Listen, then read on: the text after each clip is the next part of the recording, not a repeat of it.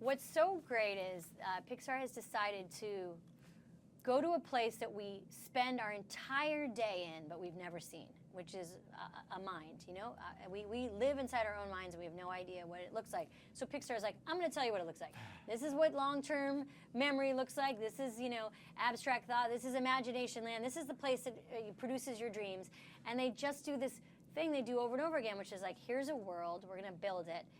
I mean, not since like Little Mermaid, where we were like, we're under the sea. Like, it's just like at every corner was this vibrant place. Yeah, that's what they did. Riley in the outside world is kind of dealing with change. She has to move.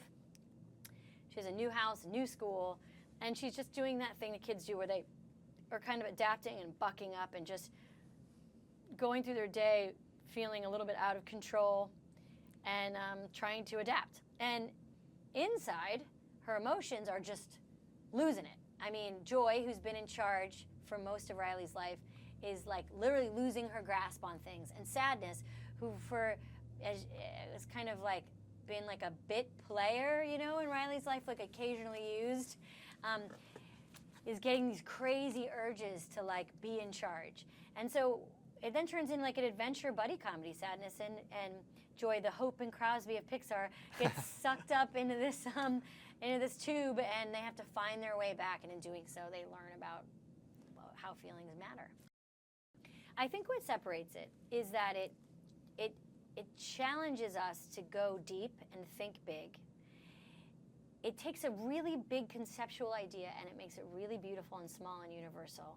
I think the actual art, like the color and animations, feel like really new to Pixar. Like the shapes and world feel. I'm not visual enough or artistic enough to express why they're different, but they are. Yeah. I think there's a lot of hard jokes and a lot of emotional stuff that they're not afraid to do, and it's almost like they're not afraid of the minor key, and they just play it a lot in this film. So it feels like really fresh and exciting because of that. Here's my theory. I think, for the most part, really talented people are good collaborators because they aren't threatened by when is my next idea going to come. Mm-hmm.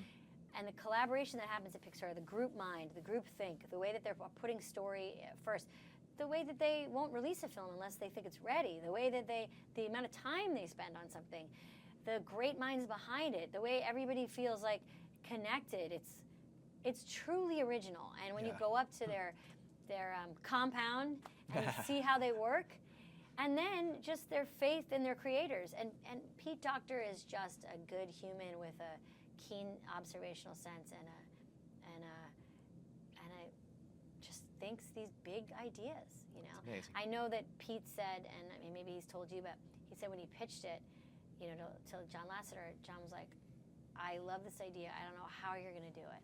Wow. Right? Like, how do you do it? How do you do a movie about feelings? Like, and how are those feelings the lead characters? And yeah. And so just to take on that challenge alone and to spend 5 years doing it is really, truly remarkable.